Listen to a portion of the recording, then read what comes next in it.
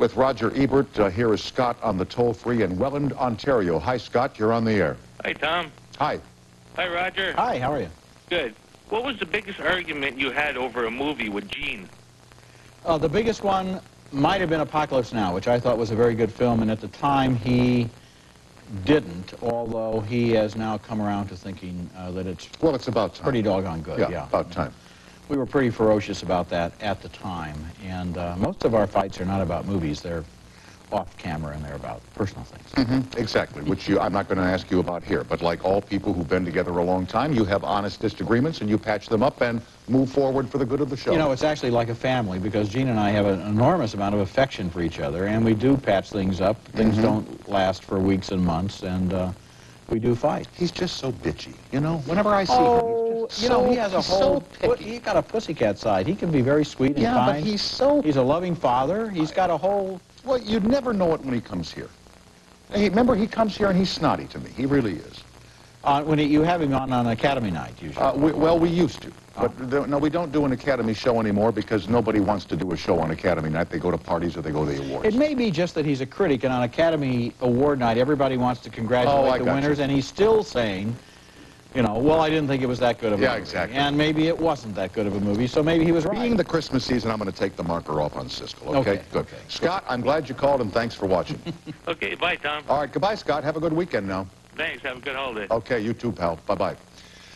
I read in the papers that they're building bigger movie theaters rather than smaller complexes, which is a good thing. This is real encouraging. First of all, they're building theaters like crazy. This movie, Scream 2, that opens today, is opening on 4,000 screens. I don't know if that's a record. If it isn't, it should be. You wouldn't think there were 4,000 screens. And then they have all the screens for all the other movies. But do you think the theater operators finally got the message that we viewers have been sending? Please, we don't want to sit in small little screening rooms and watch big screen movies on small screens. We don't want to do that. Today's executives who are building the new theaters had to go to the movies in the 70s. In the shoebox theaters, where you could, you know, it's a tender love scene here, but you're hearing James Bond even more clearly through the wall. And the new theaters that the big chains are building are larger. A lot of them have stadium seating, which is terrific. It means you can see clearly over the head of the person you don't in have front to of do this, you know, peek between somebody's head. Okay. And good sound and good insulation and nice lobbies. And comfortable seats. Comfortable seats, and oftentimes you go in and they have, in addition to the goobers and the jujubes, they also have quesadillas, meatballs, nachos, coffee, croissants, you know, the little gourmet candies you serve yourself that are only a little more expensive than porterhouse steak. Right. Oh, this is interesting, you know. $5.95 a quarter ounce. Here's 6 jelly beans and my paycheck. But isn't that where theater owners make their money on that sort of thing? You know, they don't make an awful lot on the movie tickets. When people wonder about on an opening day of a movie, when you buy a ticket, 90% of the ticket price goes to the studio.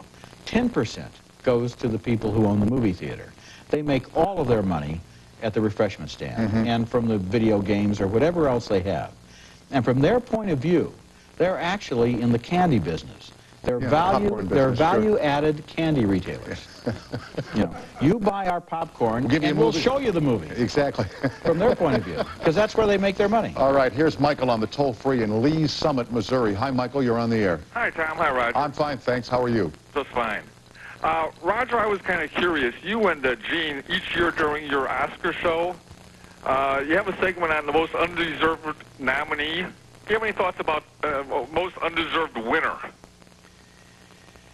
Ooh. I don't think I'll choose to answer that question. I might have some thoughts, but you know, it wouldn't be that nice. I mean, if somebody wins an Oscar, let them win the Oscar. Well, now we do say... but like in years past, have you and Gene said... But sometimes it's pretty obvious. Like, for example, a nomination for the costumes in The Swarm. These were people fighting bees. They were dressed out of the Sears catalog. Right. They had on gray work pants, knit shirts, and beekeepers' helmets, and it won an Academy Award nomination for costumes. Right. Something like that you don't mind singling out. But if it's a human being who won an Oscar, let them win. Wasn't The Swarm where the bees are after the train going on the track? Yeah, I was cheering for the bees. I was saying, sting those people to death. Yeah. I mean, there are people who haven't deserved to win Oscars, probably, but let's give them a break now. But it was a good question. Okay, and by the way, Michael, if you look back over the past couple of years, if you have a memory of Oscar winners, can you think of somebody that you felt did not deserve? Yeah, Michael, why don't you be mean? Yeah, you be Roger, Michael. All right, give me a second here. I wasn't necessarily thinking about a person, but the movie. Okay. And reflecting back, I really think Rocky might not have been the correct choice that year.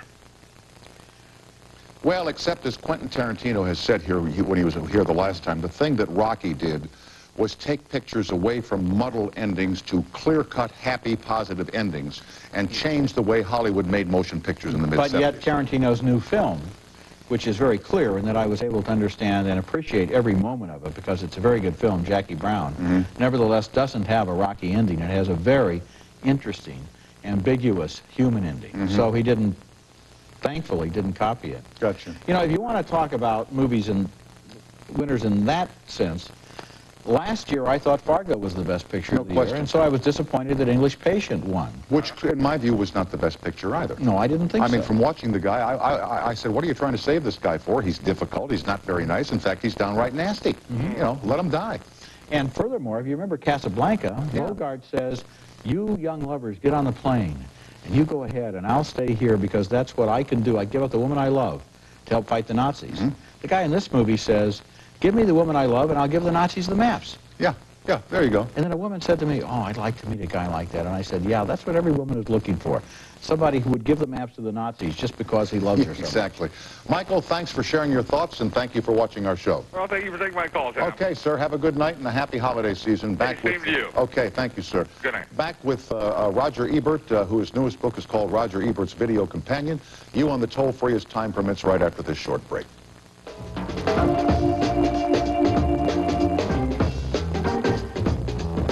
December 19th. It is nothing you've ever seen. Please help me! I won't let go. It is nothing you've ever felt. It is something You jump high, jump right. you will never forget.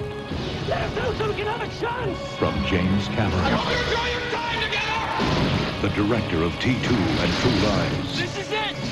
Hold out. Titanic, rated PG-13, starts Friday, December 19th at theaters everywhere. Does that camera of yours give you easy drop?